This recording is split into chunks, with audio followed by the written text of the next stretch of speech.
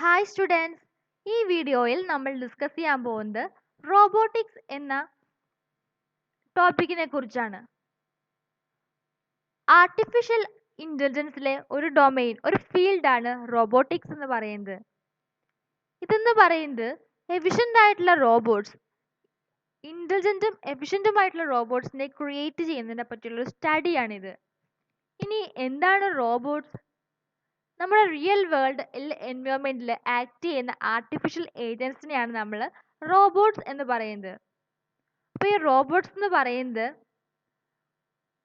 ഒബ്ജക്ട്സിനെ manipulate ചെയ്യുന്നു by perceiving, picking, moving, അതുപോലെ ആ ഒബ്ജക്റ്റിൻ്റെ ഫിസിക്കൽ പ്രോപ്പർട്ടീസിനെ മോഡിഫൈയിങ്, ഡിസ്ട്രോയിങ് ഇറ്റ്. അപ്പോൾ ഇങ്ങനെയൊക്കെ ചെയ്യുന്നതിലൂടെ ഈ റിപ്പീറ്റേറ്റീവായിട്ട് ഈ നമ്മളെ മനുഷ്യർ ചെയ്യുന്ന കുറേ ടാസ്കുകളൊക്കെ ഇല്ലേ, അപ്പോൾ അതൊക്കെ ഇങ്ങനെ ഈ റോബോട്ട് ചെയ്യുന്നതിലൂടെ അവരെ കൊണ്ട് ചെയ്യിക്കാൻ വേണ്ടി പറ്റും. കാരണം ഈ റിപ്പീറ്റേറ്റീവ് ആയിട്ടുള്ള ഫങ്ഷൻസ് ഒക്കെ ഈ ഹ്യൂമൻസ് ചെയ്യുമ്പോൾ അവർക്ക് ബോർഡ് ആകാം, ഡിസ്ട്രാക്റ്റഡ് ആവാം, എക്സ്ഹോസ്റ്റഡ് ആവാം. പക്ഷേ റോബോട്ട്സിന് അങ്ങനെ സംഭവിക്കത്തില്ലല്ലോ. അപ്പോൾ ഇത്തരത്തിലുള്ള ടാസ്കുകളൊക്കെ നമുക്ക് റോബോട്ട്സിനെ കൊണ്ട് ചെയ്യാൻ വേണ്ടി പറ്റും. അപ്പോൾ റോബോട്ട്സിൻ്റെ ഒബ്ജക്റ്റീവ് എന്ന് പറഞ്ഞാൽ ഇതാണ്. ഇനി എന്താണ് റോബോട്ടിക്സ്? ആർട്ടിഫിഷ്യൽ ഇൻ്റലിജൻസിലെ ഒരു ബ്രാഞ്ചാണ് റോബോട്ടിക്സ്. ഇതിൻ്റെ അകത്ത് ഇലക്ട്രിക്കൽ എഞ്ചിനീയറിങ്ങും മെക്കാനിക്കൽ എഞ്ചിനീയറിങ്ങും കമ്പ്യൂട്ടർ സയൻസും ഉണ്ട്.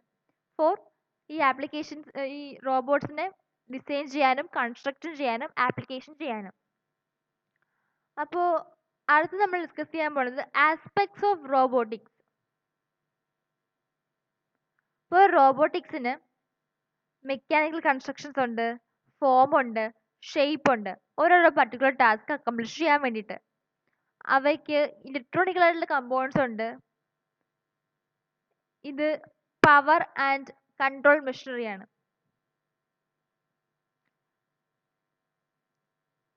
പിന്നെ അതിനകത്ത് some level of computer programs ഉണ്ട്. അപ്പോൾ ഇത് ഡിറ്റർമിൻ ചെയ്യും ഒരു റോബോട്ട് ഒരു സമയത്ത് എന്ത്, എങ്ങനെ, എപ്പോൾ ചെയ്യണം എന്നൊക്കെ ഈ കമ്പ്യൂട്ടർ പ്രോഗ്രാംസ് ആണ് ഡിറ്റർമിൻ ചെയ്യുന്നത്. ഇനി ഒരു റോബോട്ട് സിസ്റ്റവും മറ്റ് AI പ്രോഗ്രാമും തമ്മിലുള്ള ഡിഫറൻസ് എന്തൊക്കെയാണ്? ഒരു AI പ്രോഗ്രാം എന്നൊക്കെ പറയുമ്പോൾ അത് കമ്പ്യൂട്ടർ സ്റ്റിമുലേറ്റഡ് ആയിട്ടുള്ള വേൾഡിലായിരിക്കും അത് ഓപ്പറേറ്റ് ചെയ്യുന്നത്. ഒരു AI പ്രോഗ്രാമിലുള്ള ഇൻപുട്ട് എന്ന് പറയുന്നത് സിമ്പിൾസോ റൂൾസോ ഒക്കെ ആയിരിക്കാം. അപ്പോൾ ഇത് ഓപ്പറേറ്റ് ചെയ്യാൻ വേണ്ടിയിട്ട് ഒരു ജനറൽ പർപ്പസ് കമ്പ്യൂട്ടേഴ്സ് ഒക്കെ മതിയാവും. പക്ഷെ റോബോട്ട്സ് എന്ന് പറയുമ്പോൾ അത് റിയൽ ഫിസിക്കൽ വേൾഡിലാണ് അവ ഓപ്പറേറ്റ് ചെയ്യുന്നത്. ഇനി ഈ റോബോട്ടിന് കൊടുക്കുന്ന ഇൻപുട്സ് എന്ന് പറയുന്നത് അനലോഗ് സിഗ്നൽസ് ആയിരിക്കാം. ഈ വല്ല സ്പീച്ച് വേവ് ഫോമോ ഇമേജസോ ഒക്കെ ആയിരിക്കാം. മാത്രമല്ല അതിന് ഈ സെൻസേഴ്സ്, എഫക്റ്റേഴ്സ് പോലത്തെ സ്പെഷ്യൽ ഹാർഡ്വെയർസ് ഒക്കെ ഇല്ലേ, അതൊക്കെയും ഇതിന് ആവശ്യമായിട്ട് വരും. അടുത്തതാണ് റോബോട്ട് ലോക്കോമേഷൻ. ലോക്കോമേഷൻ എന്ന് പറയുന്നത് ഒരു മെക്കാനിസമാണ്. ഇത് റോബോട്ടിനെ ഒരു പർട്ടിക്കുലർ എൻവയോൺമെൻറ്റിൽ മൂവ് ചെയ്യാൻ വേണ്ടിയിട്ട് കേപ്പബിൾ ആക്കുന്നു. പലതരത്തിലുള്ള ലോക്കോമേഷൻസ് ഉണ്ട്. ലെഗ്ഡ്, വീൽഡ്, അല്ലെങ്കിൽ ലെഗ്ഡിൻ്റെ വീൽഡിൻ്റെ ലോക്കോമോഷൻ്റെ കോമ്പിനേഷൻ, ട്രാക്ക്ഡ്, സ്ലിപ്പോ, സ്കിഡ്. അപ്പോൾ ആദ്യം ലെഗ്ഡ് ലോക്കോമേഷൻ എന്താണെന്ന് നോക്കാം. അപ്പോൾ ഇത്തരത്തിലുള്ള ലോക്കോമേഷൻ്റെ കേസിൽ ഇത് കൂടുതൽ പവർ എടുക്കും. കാരണം ഈ ലെഗ്ഡ് അല്ലേ ലോക്കോമേഷൻ, അപ്പം അവിടെ വാക്കുണ്ട്, ജമ്പ് ഉണ്ട്, ട്രോട്ട് ഉണ്ട്, ഹോപ്പ്, ക്ലൈംബ് അപ്പ്, ഡൗൺ. അപ്പോൾ പലതരത്തിലുള്ള ടാസ്കുകൾ പെർഫോം ചെയ്യാൻ ഇത് പറ്റുന്നത് കൊണ്ട് തന്നെ ഇത് കൂടുതൽ പവർ ഇവിടെ എടുക്കും. അപ്പോൾ ഇതിൻ്റെ മൂവ്മെൻ്റ് ഒക്കെ അക്കംപ്ലിഷ് ചെയ്യാൻ വേണ്ടിയിട്ട് ഇവിടെ ഒരുപാട് മോട്ടേഴ്സും ആവശ്യമായിട്ട് വരും. മാത്രമല്ല ഇപ്പോൾ ഈ റോബോട്ടിന് ലെഗ് ലോക്കോമോഷൻ ഉള്ളത് കൊണ്ടും ലെഗ് ഉള്ളത് കൊണ്ടും ഇതിന് ഈ സ്മൂത്ത് എൻവയോൺമെൻറ്റിലും റഫ് എൻവയോൺമെൻറ്റിലും അല്ലെങ്കിൽ ഇറഗുലർ ആയിട്ടുള്ള എൻവയോൺമെൻറ്റിൽ അല്ലെങ്കിൽ ഭയങ്കര സ്മൂത്ത് ആയിട്ടുള്ള സർഫസുകളിലും ഒക്കെ ഈ വീൽ ലോക്കോമോഷൻ കൂടുതലായിട്ടുള്ള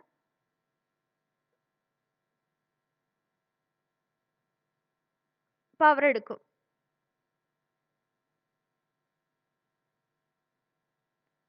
മാത്രമല്ല ഇത് ഇംപ്ലിമെൻറ്റ് ചെയ്യാൻ വളരെ ഡിഫിക്കൽട്ടാണ്. because of stability issues.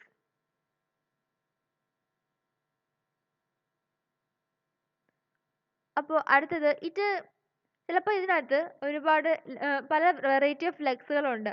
1, 2, 4 and 6. ഇപ്പോൾ റോബോട്ടിന് മൾട്ടിപ്പിൾ ലെഗുകൾ ഉണ്ടെങ്കിൽ അവരുടെ ലെഗ് കോർഡിനേഷൻ നെസസറി ആണല്ലോ. അപ്പോൾ total number of possible gaits എന്ന് പറയുന്നത്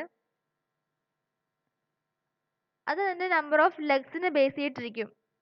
റോബോട്ട് കാൻ ട്രാവൽ എന്ന് പറയുന്നത് അതിൻ്റെ നമ്പർ ഓഫ് ഇറ്റ്സ് ലെഗ്സിനെ ബേസ് ചെയ്തിട്ടിരിക്കും. ഗേറ്റ്സ് എന്ന് പറഞ്ഞാൽ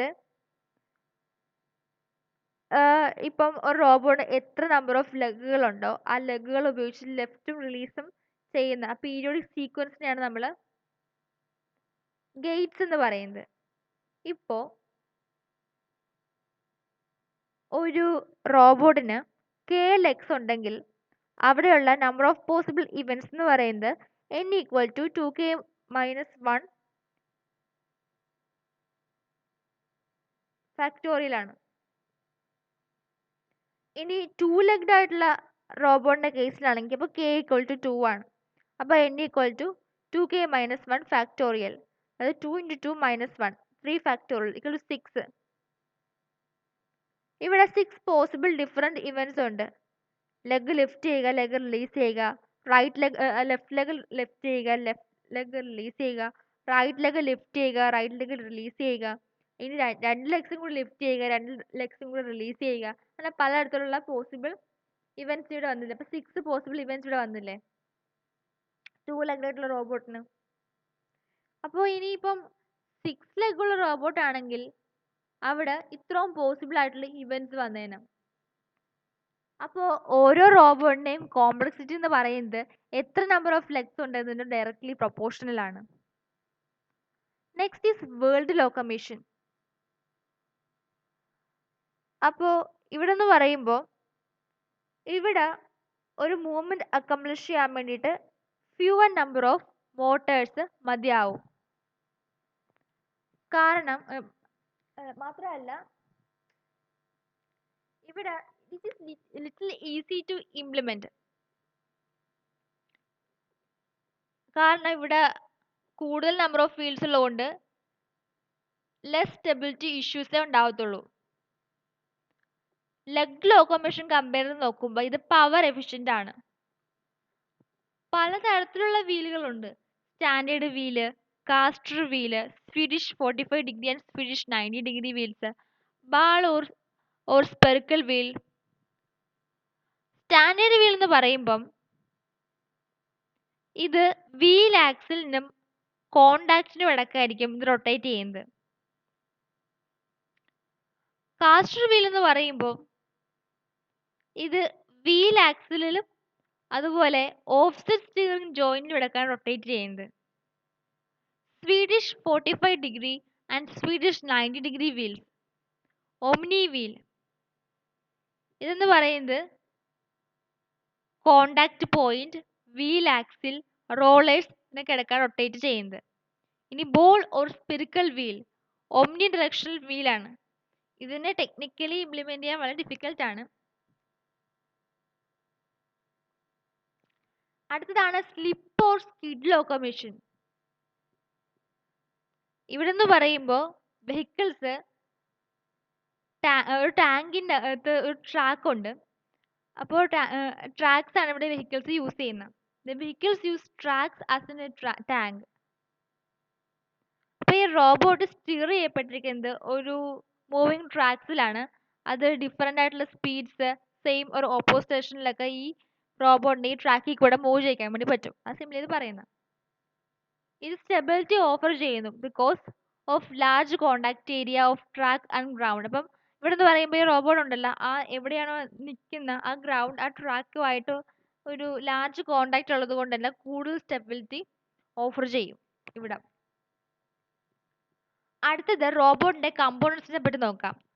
പവർ സപ്ലൈ. റോബോട്ടിന് ബാറ്ററിയിൽ നിന്ന് സോളാർ പവർ, ഹൈഡ്രോളിക് ഒരു ന്യൂമാറ്റിക് പവർ സോഴ്സുകളിൽ നിന്നൊക്കെ പവർ ലഭിക്കും. ആക്ച്വേറ്റേഴ്സ് എന്ന് പറയുന്നത് എനർജിയെ മൂവ്മെന്റിലേക്ക് കൺവേർട്ട് ചെയ്യുന്നു. ഇലക്ട്രോണിക് മോട്ടോഴ്സ് ഇതിന് റൊട്ടേഷണൽ മൂവ്മെന്റ് ആവശ്യമാണ്. ന്യൂമാറ്റിക് എയർ മസിൽസ്, ഇത് 40% ഇത് കോൺട്രാക്ട് ചെയ്യുന്നു when air is sucked in them. Muscle wires, ഇത് 5% ആണ് കോൺട്രാക്ട് ചെയ്യുന്നത് അതിൻ്റെ അകത്തൂടെ ഇലക്ട്രിക് കറണ്ട് പാസ് ചെയ്യുമ്പോൾ. Piezo motors and ultrasonic motors, industrial റോബോട്ട്സിന് ഇത് ബെസ്റ്റ് ആണ്. Sensors, they provide knowledge of real time information on the task environment. എന്ന് പറയുമ്പോൾ ഈ ടാസ്ക് എൻവയോൺമെന്റിൽ റിയൽ ടൈം ആയിട്ടുള്ള ഇൻഫർമേഷൻസ് ഇത് പ്രൊവൈഡ് ചെയ്യുന്നു. അപ്പോൾ റോബോട്ട്സിന് വിഷൻ സെൻസേഴ്സ് ഒക്കെ വെക്കാം to compute the depth in the environment. ഈ ടാക്റ്റിൽ സെൻസർ ഉണ്ട്. ഇതെന്ന് പറയുന്നത് ഹ്യൂമൻ ഫിംഗർ ടിപ്സിന്റെ ഒക്കെ ടച്ച് റിസപ്റ്റേഴ്സിന്റെ മെക്കാനിക്കൽ പ്രോപ്പർട്ടീസ് ഇതിനെയൊക്കെ ഇമിറ്റേറ്റ് ചെയ്യുന്നു. Next is computer vision. ഇത് ആർട്ടിഫിഷ്യൽ ഇന്റലിജൻസിലെ ഒരു ടെക്നോളജിയാണ്. ഇവിടെ റോബോട്ട്സിന് ഇത് ഉപയോഗിച്ച് കാണാൻ സാധിക്കും. അപ്പോൾ ഈ കമ്പ്യൂട്ടർ വിഷൻ എന്നൊക്കെ പറയുന്നത് സേഫ്റ്റി, സെക്യൂരിറ്റി, ഹെൽത്ത്, ആക്സസ്, എന്റർടൈൻമെന്റിലൊക്കെ ഒരു നല്ല റോൾ ഇത് പ്ലേ ചെയ്യുന്നുണ്ട്. Computer visions automatically extract, analyse and comprehend useful informations from A single image ഒരു array of image.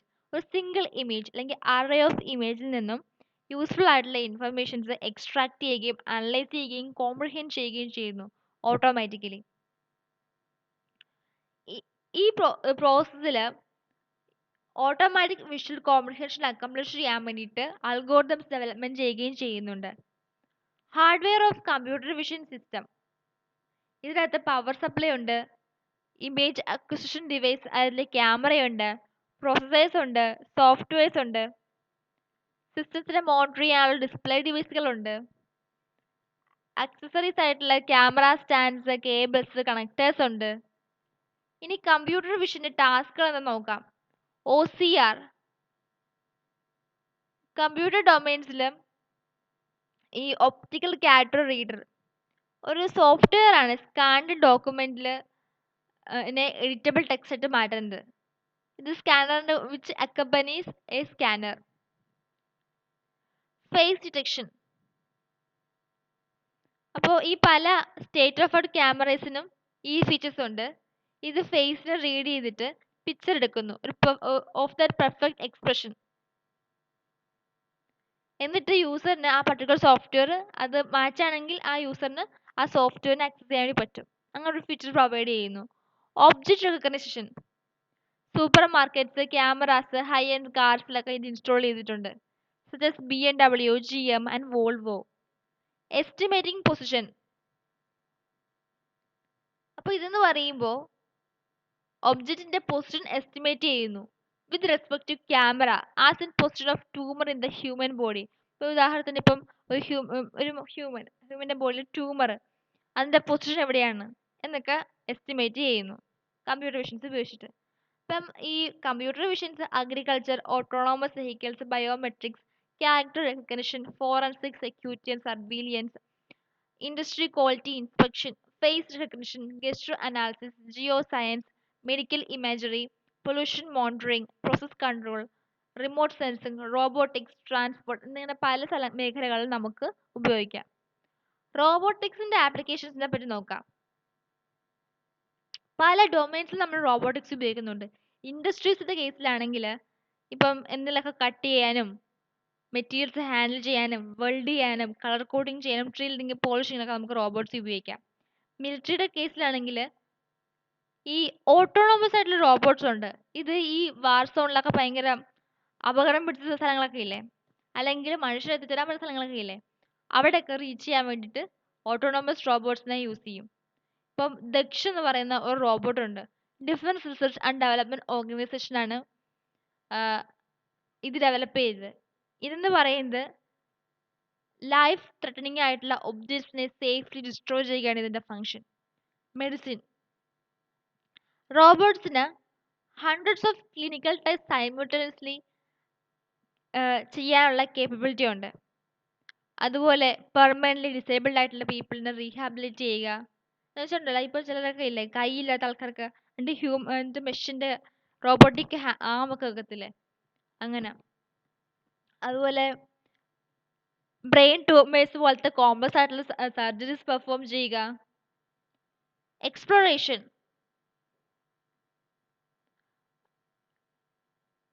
robot rock climbers used for space exploration, underwater drones used for ocean exploration are to name few. അപ്പോൾ robot rock climbers ഉണ്ട് space എക്സ്പ്ലോറേഷന് വേണ്ടി ഇത് ഉപയോഗിക്കുന്ന, under water drones ഉണ്ട് ഇത് ocean എക്സ്പ്ലോറേഷന് വേണ്ടി ഇത് ഉപയോഗിക്കുന്ന. എന്റർടൈൻമെന്റ്, മൂവി മേക്കിങ്ങിന് വേണ്ടിയിട്ട് ഡിസ്നീസ് എഞ്ചിനീയേഴ്സ് ഒരുപാട് നൂറുകണക്കിന് റോബോട്ടുകളെ ക്രിയേറ്റ് ചെയ്തിരിക്കുന്നത്. അപ്പോൾ ഇതൊക്കെയാണ് റോബോട്ടിക്സ് എന്ന ടോപ്പിക്കിനെ പറ്റി കുറച്ച് ബേസിക് ആയിട്ടുള്ള ഫീച്ചേഴ്സ്. അപ്പോൾ റോബോട്ടിക്സ് എന്ന് പറഞ്ഞ ഈ ടോപ്പിക്കിനെ പറ്റി നിങ്ങൾക്കൊരു ഐഡിയ കിട്ടിയെന്ന് ഞാൻ വിശ്വസിക്കുന്നു. Okay, thank you.